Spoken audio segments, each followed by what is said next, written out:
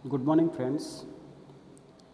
आज हम नाइन्थ हिंदी में चैप्टर नाइन्थ को पढ़ने जा रहे हैं। नाइन्थ हिंदी के विद्यार्थियों के लिए जो ये चैप्टर है, ये एक उपदेशात्मक चैप्टर है कि टाइटल के आधार पर हम देखें तो नाम है निर्भय बनो। टाइटल ही हमें बता देता है कि हमें निर्भय बनना है, किस तरह से ये हमें देखना है। लेखक है फणीश्वर नाथ रेणु। फणीश्वर नाथ रेणु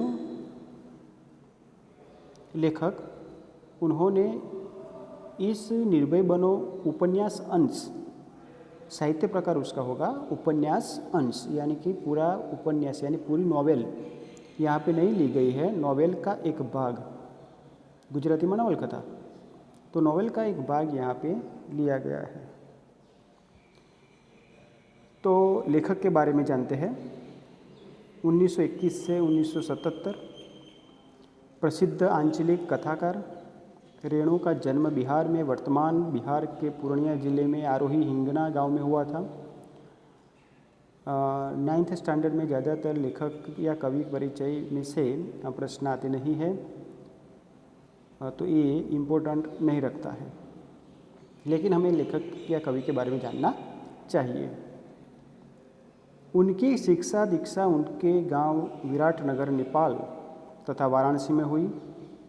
उन्होंने भारत तथा नेपाल के स्वाधीनता आंदोलन में सक्रिय भाग लिया था तथा कारावास भी भोगा, यानी कि लेखक भी स्वतंत्रता आंदोलन के रंग में रंगे हुए हैं और उन्होंने भी राष्ट्र सेवा, देश सेवा के लिए भी कुछ योगदान दिया है। तो हम मान सकते हैं कि लेखक में निर्भयता का गुण पहले से ही था। उसे भारतीय समाज में जो व्यक्ति निर्भय नहीं है उसे बताने के लिए ये काम किया है। स्वतंत्रता आंदोलन में जो व्यक्ति काम करता है वो निर्भय होता है, तभी वो काम कर पाता है। कुछ समय तक उन्होंने आकाशवाणी पटना में कार्य किया। अपने पहले उपन्यास मैला आंचल के प्रकाशन के साथ ही वे विख्यात हो गए। उसके पहले वह एक कहानीकार तथा रिपोर्टाज लेखक के रूप में साहित्य जगत में सुपरिचित हो चुके थे। यानी लेखक ने अलग अलग साहित्य स्वरूपों में अपना योगदान दिया है, काम किया है, अपनी सेवाएं, साहित्यिक सेवाएं की है और राष्ट्र सेवा भी की है। यानी कि व्यक्ति को अपने अंदर जो अच्छाई है उस अच्छाई को दिखाने के लिए उसे अलग अलग तरह से काम करना होता है। रेणु जी की रचनाओं में उनका जीवन अनुभव मुखरता है। जीवन की सुरूपता कुरूपता, यानी कि समय अच्छा और समय बुरा दोनों समय होता है। तो जीवन की सुरूपता यानी अच्छा समय, कुरूपता यानी बुरा समय को मानवीय सहृदयता तथा पूर्ण तटस्थता के साथ, यानी कि सुख हो या दुख, हर एक परिस्थिति में व्यक्ति को स्थित प्रज्ञ यानी सुख हो या दुख उस पर कोई प्रभाव उस पर पड़ता नहीं है। यानी कि हर एक परिस्थिति में वो आनंदित ही होता है, अपने मन से, अपने तन से वो प्रसन्न होता है। तो ये तटस्थता के साथ उन्होंने अपनी रचनाओं में ये सब व्यक्त किया है। उनकी भाषा में लोक बोलियों के शब्दों का प्रयोग किया ना कर सके। गांधी जी ने भी कहा था कि कवि और लेखक यानी कि साहित्यकार को जो शिक्षित नहीं है वैसा व्यक्ति भी अनपढ़ साहित्यिक भाषा को समझ सके, उस भाषा में ही साहित्य सृजन करना चाहिए, जिससे आम लोगों में भी साहित्य में लिखी गई बातें फैल सके, उसके विचार और उसका असर समाज में हो सके। आप जो समझ में नहीं आती है वैसी भाषा में लिखते हैं तो उसका कोई असर होता नहीं है। यानी कि पढ़े लिखे लोग पढ़ लेते हैं, बाकी का जो ज़्यादातर वर्ग, कृषक वर्ग या मजदूर वर्ग है, वो उस पर साहित्य का कोई असर होगा नहीं, तो लेखक या कवि का जो मैसेज है वो समाज के पूरे वर्ग में वो फैलता नहीं है। इसलिए ये काम करना है कि लोक बोली में ये काम करना होगा। तो लेखक ने यहाँ भी ये काम किया है। भाषा में ताजगी और नयापन है। मेला आंचल, परती परिकथा, जुलूस, पलटू बाबू रोड, कितने चौराहे आदि उनके प्रमुख उपन्यास तथा ठुमरी, अग्निखोर, एक आदिम रात्रि की महक आदि उनके प्रमुख कहानी संग्रह है। भारत सरकार ने उन्हें पद्मश्री की उपाधि से सम्मानित किया था, यानी कि एक सर्वोच्च सम्मान, भारत रत्न से लेकर भारत विभूषण, भूषण, पद्म विभूषण, पद्मश्री, तो ऐसे जो 4 पुरस्कार है उनमें से एक जो महत्वपूर्ण पुरस्कार है देश का, वो भी लेखक को मिला हुआ है। यानी कि लेखक ने राष्ट्रीय तौर पर भी अच्छा काम किया है। प्रस्तुत अंश जो उपन्यास अंश है, निर्भय बनो, उनके उपन्यास कितने चौराहे। स्टूडेंट्स, आपको ये बात याद रखना है कि प्रस्तुत उपन्यास अंश लेखक की कौन सी पुस्तक से लिया गया है। तो कितने चौराहे नामक जो उपन्यास है उसके 7वें प्रकरण से लिया गया है। ये बात भी हमें याद रखनी है। विद्यार्थी जीवन में ही मानवीय सामाजिक मूल्यों के प्रति कथानायक मनमोहन का कैसे झुकाव होता है। चैप्टर में आने वाले पात्र भी, उसके नाम, घटना, स्थल, ये सब याद रखना है। यानी कि एक कहानी के रूप में ही हमें ये सब समझना है, तभी हमें ज़्यादातर याद रहेगा। क्योंकि बचपन से ही हम अपने नाना नानी या दादा दादी से कहानी सुनते ही आ रहे हैं, इसलिए सबसे अच्छी बात याद रखने की जो कोई है तो वो कहानी है। तो इस चैप्टर को भी हमें कहानी के माध्यम से ही याद रखना होगा। तो यह अंश उनके उपन्यास कितने चौराहे के 7वां प्रकरण से लिया गया है। ये पूरा वाक्य IMP है। विद्यार्थी जीवन में ही मानवीय सामाजिक मूल्यों, यानी कि जीवन का सही रास्ता विद्यार्थी जीवन से ही शुरू हो जाता है। सही या गलत, जीवन में 2 रास्ते हमें मिलते हैं, एक सही रास्ता और एक गलत रास्ता।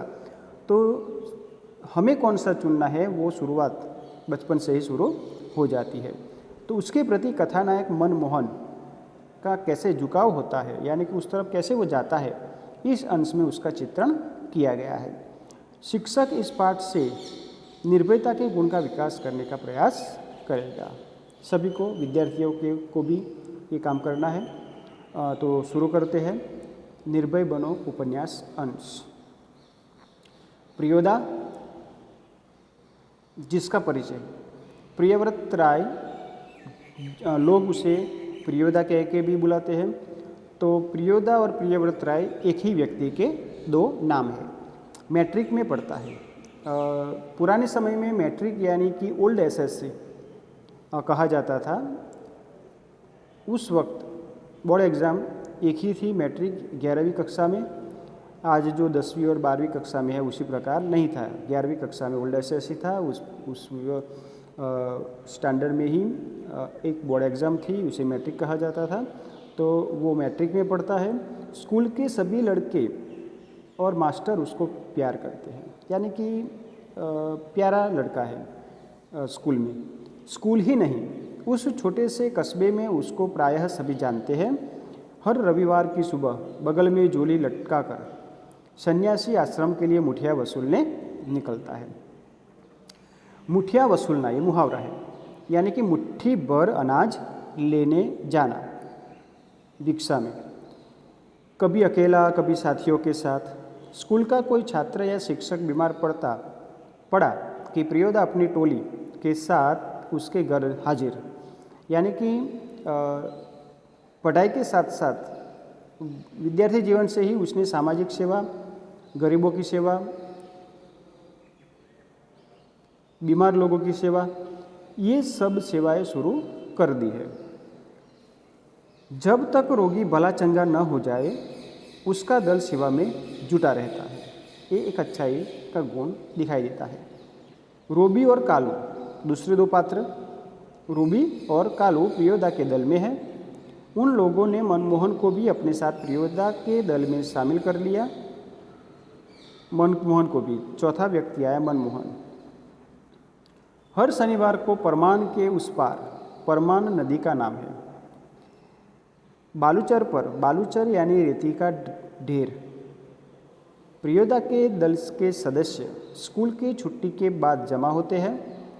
खेलकूद, हमें भी प्रश्न आता है कि वीकेंड यानी कि शनिवार को प्रियोदा का दल क्या करता है। खेलकूद, गाने बजाने के अलावा प्रियोदा दुनिया भर की खबरें सुनाता है। रविवार का प्रोग्राम तय करते हैं। शनिवार को तय होता है कि रविवार को क्या किया जाए, किस मोहल्ले में कौन जाएगा मुठिया वसूलने, यानी कि मुट्ठी भर अनाज लेने, और अनाज लेकर के जो ज़रूरतमंद व्यक्ति है, गरीब व्यक्ति है, उसे वो दे देने का वो नियम है कि जिससे वो किसी ज़रूरतमंद व्यक्ति की ज़रूरत पूरी कर सके, मदद कर सके। किस बीमार की सेवा करने कौन कौन जाएगा, ये पूरा शेड्यूल वो शनिवार को तय होता है।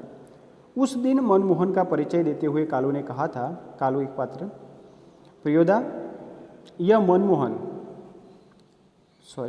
यह मोना मनमोहन, यानी उपनाम मोना मनमोहन एक, प्रियव्रत राय प्रियोदा एक। खूब तेज लड़का है, क्लब का सदस्य होना चाहता है। प्रियोदा ने मनमोहन को सिर से पैर तक देखकर पूछा था, भारतवर्ष के एक ऐसे आदमी का नाम लो जिसे लोग भगवान का अवतार समझते हैं। तो मनमोहन ने जवाब दिया, महात्मा गांधी। प्रियोदा आगे कहते हैं कि ठीक है, तुम पढ़ लिख कर क्या बनना चाहते हो? प्रियोदा का दूसरा सवाल। मनमोहन चुप रहा, फिर बोला, वकील। सभी ठठाकर हंसे, क्योंकि शुरुआत में मनमोहन का व्यक्तित्व वकील के जैसा, यानी कि विद्यार्थी जीवन में पता नहीं चलता कि कौन क्या बनेगा। वो शर्माता है, शर्म के साथ झिझकता है बोलने में, शुरुआत में ऐसा होता है। इसलिए जो उसके बारे में जो अनुमान लगाया गया है वो गलत है, और सभी ठठाकर हंसे। लेकिन प्रियोदा गंभीर ही रहे, बोले, ठीक है, बीमार लोगों की सेवा करना जानते हो, सीख लेंगे, शाबाश। यदि रोगी हैजा से पीड़ित हो, कॉलेरा बीमारी, कॉलेरा नामक बीमारी हिंदी में हैजा, तो हैजा से पीड़ित हो तो? मनमोहन चुप रहा, क्योंकि हैजा के नाम से ही उसे डर लगता है। आगे प्रश्न पूछा जाता है, गाना जानते हो? जी। तैरना? जी नहीं। तो प्रियोदा ने सूर्य नारायण नामक सदस्य से कहा कि सूरज, मोना तैरना नहीं जानता। अब सूर्य नारायण को क्या करना है कि सीख जाएगा, एक दिन उठाकर पानी में फेंक दूंगा, खुद तैरने लगेगा। यानी कि इसके माध्यम से हमें ये भी सीख मिलती है कि हमें जो काम करना है उस काम को शुरू कर देना चाहिए। मुझे नहीं आता है, मुझे नहीं आएगा, ऐसा सोच करके हम जो काम शुरू ही नहीं करते हैं तो काम होता नहीं है, यहाँ पे बताया गया है। तो यानी कि हम जो पानी में आते हैं, पानी में कूदते हैं या पानी में पड़ते हैं, तो अपने आप ही तैरने का प्रयास करेंगे अपने आप को बचाने के लिए। तो इसी प्रकार है कि कोई काम शुरू किया है तभी हम काम कर पाएंगे, बाकी काम कर सकते नहीं हैं। तो यहाँ पे वो सूर्य नारायण का काम है लोगों को, उसके दल के सदस्यों को तैरना सिखाना। सभी हंसे। सूर्य नारायण पढ़ने में कमज़ोर है, लेकिन शरीर उसका मजबूत है। सूर्य नारायण का परिचय, रोज़ 100 दंड बैठक करता है। उसके साथी सूरज पहलवान कहते हैं उसको। दल के सदस्यों को तैरना सिखलाना उसी का काम है। यानी कि जब बाढ़ का समय होता है, समस्याएं होती है, तो ये सेवाभावी जो लोग हैं उससे तैरना भी आना चाहिए। यानी कि सभी मुश्किलों में से बाहर निकलना भी उस सदस्यों को आना चाहिए। उस दिन सभी ने नए सदस्य मोना यानी मनमोहन से गीत सुनने की इच्छा प्रकट की। मनमोहन पहले लजाया, शुरुआत है शर्म से के मारे, किंतु जब प्रियोदा ने आग्रह किया तो उसने खखार कर गला साफ किया। कौन गीत गाए वह? उसने तो ऐसे कोई तैयारी नहीं की थी, उसे पता भी नहीं था कि गीत गाना पड़ेगा। इसलिए वो उसे थोड़ा सा प्रश्न होता है कि फिर भी उसने शुरू किया, राम रहीम न जुदा करो भाई, दिल को सच्चा रखना जी। एकत्व भाव बताया गया है। भले ही छोटी एक काव्य पंक्ति है, लेकिन उसमें क्या बताया है? राम रहीम न जुदा करो भाई। भगवान एक है, मनुष्य ने ही भगवान को अलग कर दिया है। आपने पहले भी प्राइमरी सेक्शन में भी पढ़ा होगा कि मंदिर मस्जिद गिरजाघर को बांट लिया इंसान ने। मंदिर बांटी, मस्जिद बांटा, मठ बांटो इंसान को, धरती बांटी, सागर बांटा, मत बांटो इंसान को। यानी कि सबको बांट लिया, भगवान को भी बांट लिया कि मेरे भगवान है तेरे भगवान। तो भगवान ने किसी को नहीं कहा है कि मैं अलग हूँ, वो तो एक ही है, देखा नहीं है, ये सब बात अलग है। लेकिन कोई ऐसी एक शक्ति है जो पृथ्वी का संचालन, सजीवों का संचालन, निर्जीवों का संचालन कर रही है। तो वो शक्ति एक ही है, अलग अलग नहीं हो सकती। तो इसी प्रकार हमें भी यहाँ पे एकता, एकत्व का उपदेश दिया गया है। गीत समाप्त होने के बाद प्रियोदा बोले, वाह बहुत मीठा गला है तुम्हारा। कालू, तुम प्रभात फेरी वाले दोनों गीत मोना को सिखा देना। प्रभात फेरी यानी सुबह में 4 बज के उठने पर गांव में या शहरी में या मोहल्ले में भजन कीर्तन करते करते पूरा गांव घूमना फिरना, उसे क्या कहेंगे? प्रभात फेरी। सूरज पश्चिम की ओर झुक गया। यहाँ पे सूरज व्यक्ति का नाम नहीं है, 2 अर्थ होते हैं यहाँ पे। गुजराती में જોવા જઈએ તો એમાં શ્લેષ અલંકાર થાય, દ્વિઅર્થી શબ્દો જે હોય એ શ્લેષ અલંકાર બનશે। તમારે આવતું નથી, પણ સમજવા માટે અલંકાર જ્યારે આવે ત્યારે ગુજરાતીમાં। तो गीत समाप्त होने के बाद प्रियोदा बोले, उसकी प्रशंसा की। सूरज पश्चिम की ओर झुक गया यानी कि शाम हो गई। बालूचर पर लाली उतर आई यानी रेती का ढेर। संध्या होने के समय में उसका प्रकाश रेती पे पड़ने के बाद लालाश दिखाई देती है। परमान की धारा डूबते हुए सूरज की अंतिम किरण झिलमिलाई। पखेरू दल बांधकर बांस वन की ओर लौटने लगे। पंखी अपने अपने घर लौट रहे हैं। प्रियोदा के दल के सभी सदस्य पंक्ति बांधकर यानी लाइन में पुल की बांधकर लौटे। पुल के पास एक गाड़ीवान तन्मय होकर गीत गा रहा था। बोला गरीब क दिन पहिया हरब, बोला गरीब क दिन। तो गरीब और भोले के बारे में बात बताया गया है। सूरज ने भी उसी सुर में सुर मिलाकर गाना शुरू किया। एकटा जे लोटा छल बेटा, छल 3 पनिया पिबेत काल लोटा लेलक छिन। यहाँ पे प्रादेशिक भाषा में भाषा में बताया गया है कि छल 3 पनिया पिबेत काल लोटा यानी कि पानी का महत्व, लोटा का महत्व यहाँ पे बताया गया है। तो किसकी काव्य पंक्ति है? कृत्यानंद जा ने कहा विद्यापति की लाचारी है। लाचारी यहाँ पे लोकगीत के अर्थ में है। लाचारी, हाँ लाचारी, ट्रट्राय, ऐसे कुछ आवाज़ उस वक्त आती है। ट्रट्राय जैसे बंदूक में से गोली निकलती है तब आवाज़ आती है, उसी प्रकार की आवाज़। और बालूचर के उस पार से किसी ने फायर किया। एक पखेरू लाल बालू पर गिरकर छटपटाने लगा। उसका जोड़ा विकल यानी व्याकुल होकर बहुत देर तक रोता रहा। मटमैले अंधकार में, मटमैला अंधकार यानी पूरा अंधकार अभी हुआ नहीं है, दुम्मस जैसा। एक अर्दली नुमी, खचड़ा शब्द यहाँ पे आएगा, अक्कड़ के साथ।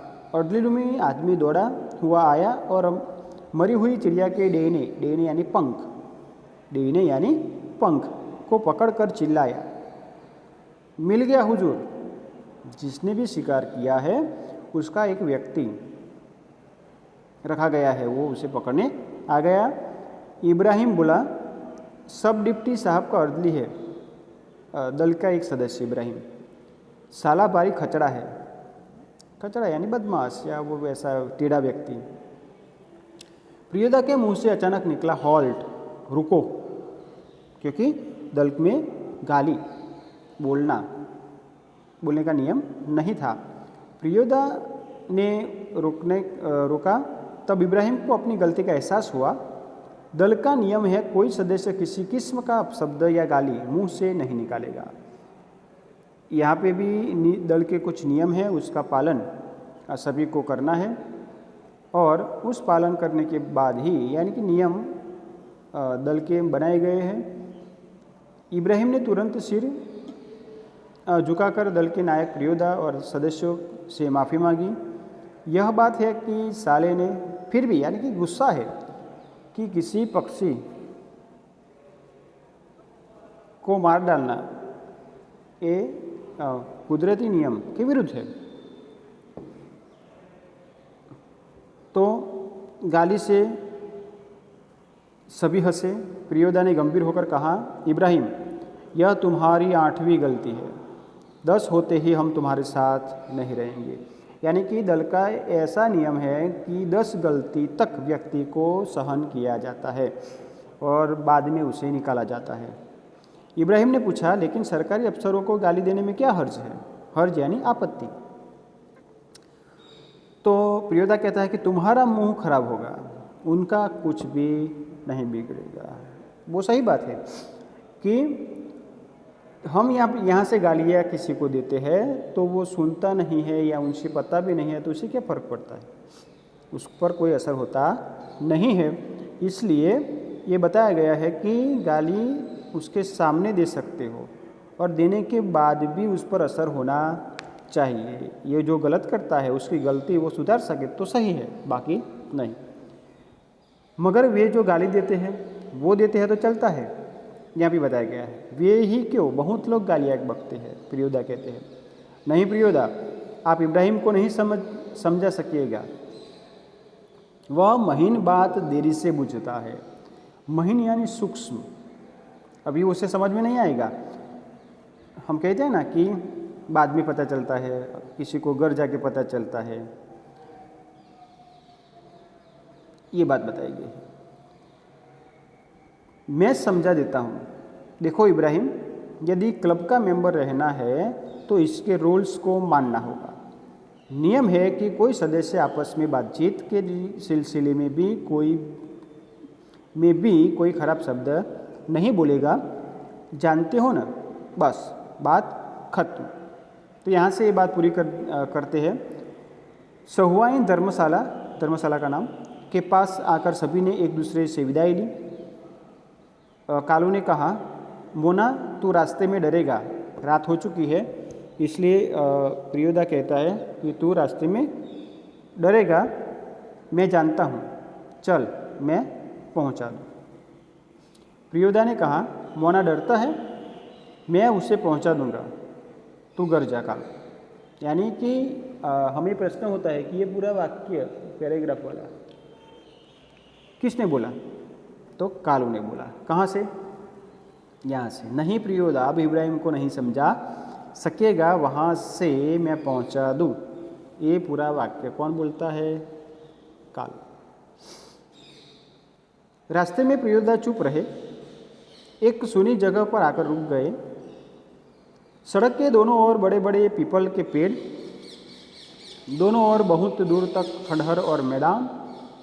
पास के एक उजड़े हुए मकान की ओर इशारा कर प्रियोदा ने कहा, जानते हो, इस घर में कभी मुर्दों की चिरफाड़ होती थी। पोस्टमार्टम हाउस था यह। इसीलिए लोगों को डर है कि आसपास के पेड़ों पर भूत पिशाच किल किल करते रहते हैं। डराने की कोशिश निर्भय बनता है या नहीं, ये बताया है।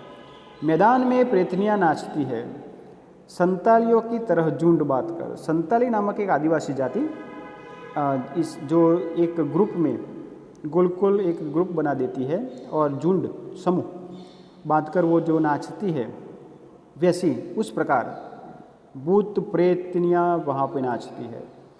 क्यों डरने लगा? अकेले यहाँ आ सकते हो? जी नहीं, वो मोना कहता है। मनमोहन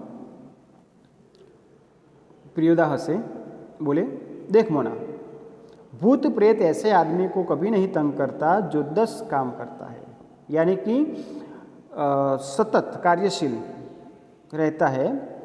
और कार्यशील रहने से क्या होता है कि अपना मन कार्य में ही पिरोया हुआ रहता है, इसलिए बुरे विचार हमारे दिमाग में कभी आ ही नहीं सकते, ये भी बताया गया है। तुम्हारी उम्र में मैं भी डरता था। मेरे गुरु महाजन ने मुझसे हंसकर कहा कि 10 का काम करने वाला तो खुद भूत होता है। तल्लीन हो जाना है अपने काम में, अपने आसपास कुछ देखना नहीं है। तो हमें ये भी मैसेज मिलता है कि हम अपने काम में ही जुटे रहे, जिससे हमारा कार्य अच्छी तरह से पूर्ण हो। हमें हमारे आसपास क्या हो रहा है हमें वो जानने की ज़रूरत नहीं है, तभी हम हमारा जो ध्येय है वो अच्छी तरह से प्राप्त कर सकते हैं। ये भी हमें यहाँ पे मैसेज मिलता है। उसको भूत क्या कर सकता है? चलो शुरू करो तो वह गाना राम रहीम ना, वहाँ से प्रियोदा है वो अटक जाता है। मनमोहन गाने लगा, राम रहीम ना जुदा करो भाई, दिल को सच्चा रखना जी। और ई शब्द है वो डरता है, लेकिन मनमोहन को निर्भय बनाने के लिए ही ये काम किया गया है। यानी कि इस पाठ में दल का नियम निर्भय बनना, सभी काम अच्छी तरह से आने चाहिए, गाना भी आना चाहिए, तैरना भी आना चाहिए। अनाज मुठिया वसूलना है ना, कि मुट्ठी भर अनाज लेने की भिक्षा लेने का काम भी करना है, यानी कि कोई ईगो या अभिमान उसमें आना चाहिए नहीं। सेवा है यानी नम्रता है, त्याग है, बलिदान है।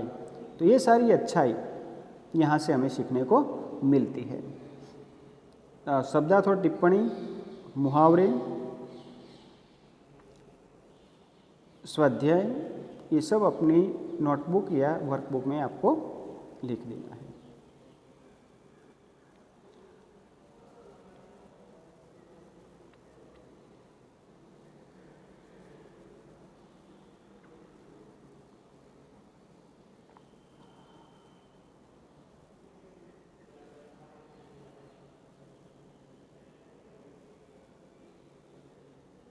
विरुद्धार्थी शब्द, समानार्थी शब्द, क्लियर?